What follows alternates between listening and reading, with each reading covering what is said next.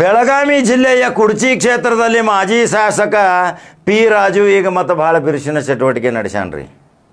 P Raju ಬಗ್ಗೆ ಒಂದು ಭಾಳ ಅಪಾರವಾದ ಪ್ರೀತಿನೂ ಇತ್ತಲ್ಲಿ ಜನರಲ್ಲಿ.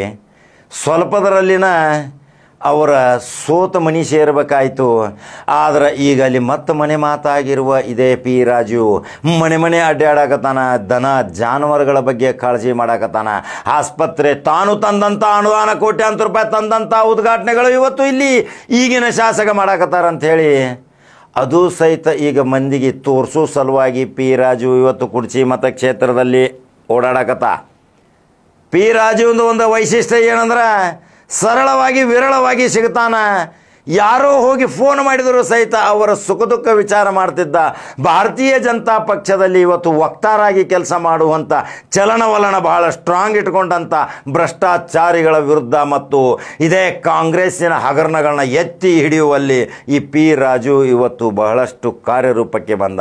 ಕಾನೂನು ಜ್ಞಾನ ಐತ್ರಿ, ಬುದ್ಧಿವಂತಿಕೆ ಐತಿ, ಶಕ್ತಿ ಐತಿ, ಜನಬೆಂಬಲ ಐತಿ, ಯುವಕರ ಶಕ್ತಿ ಐತಿ ಈ ಪಿ ರಾಜುಗೆ. ಹಂಗಾದ್ರೆ ಪಿ ರಾಜು ಮತ್ತು 28ರದ್ದು ಏನಾದರೂ ಅಖಾಡ ತಯಾರು ಮಾಡಕತ್ತಾನೆ ಅಂಬಲ್ರಿ. ಹಂಗಾದ್ರೆ ಅವರ ಕುಡ್ಚಿ ಅಭಿಮಾನಿಗಳೇ ಏನಂತೀರಿ ಪಿ ರಾಜು ಬಗ್ಗೆ? ನನ್ನ ಕಮೆಂಟ್ ಬಾಕ್ಸ್ನ ಹಾಕಿರಿ. ಯೂಟ್ಯೂಬ್ದಾಗ ಬಟನ್ ನೋಡ್ರಿ, ನಂಬರ್ 1 ನ್ಯೂಸ್ ಕನ್ನಡ ಕಡಕ ಜವಾರಿದು. ಫಾಲೋ ಮಾಡ್ಕೊತ ಹೋಗ್ರಿ. ಮತ್ತೊಂದು ಸುದ್ದಿ ಹೋಗಿ ಬರ್ತೀನಿ. ನಮಸ್ಕಾರ. ನಮಸ್ತೆ. ಇದು ಕಟಕವಾವಿಯಲ್ಲಿ ಗಂಟು ರೋಗ ಇನ್ಫೆಕ್ಷನ್ ಬಂದಿದೆ.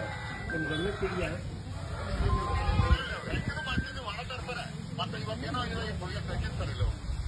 ಎಷ್ಟು ಕ್ಯಾಟಲ್ಗೆ ವ್ಯಾಕ್ಸಿನ್ ಮಾಡಿದ್ದೀರಿ?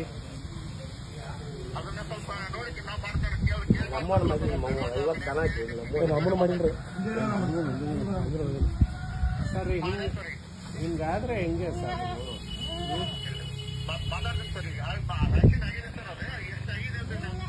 ಈಗ ಎಲ್ಲಿ ಏನಾಗಿದೆ ಸರ್?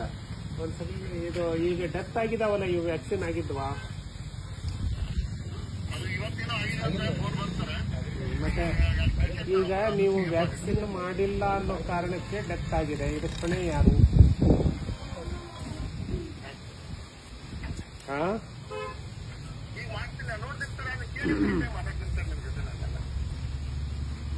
ನಾನು ನೆಕ್ಸ್ಟ್ ಇನ್ನೊಂದು ವಾರದಲ್ಲಿ ಎಲ್ಲ ರೈತರದ್ದು ಸಭೆ ಮಾಡ್ತೀವಿ. ನಮಗೆ ವ್ಯಾಕ್ಸಿನ್ ನಮ್ಮ ದನಕ್ಕಾಗಿಲ್ಲ ಅಂತ ಯಾರಾದ್ರೂ ಒಬ್ಬ ರೈತರು ಹೇಳಿದ್ರೆ ದನ ತಂದು ನಿಮ್ಮ ಆಫೀಸ್ ಮುಂದೆ ಕಟ್ತೀವಿ, ನೆನಪಿರ್ಲಿ. ಯಾವಾಗ ಮಾಡ್ತೀರಿ ಹೇಳಿ?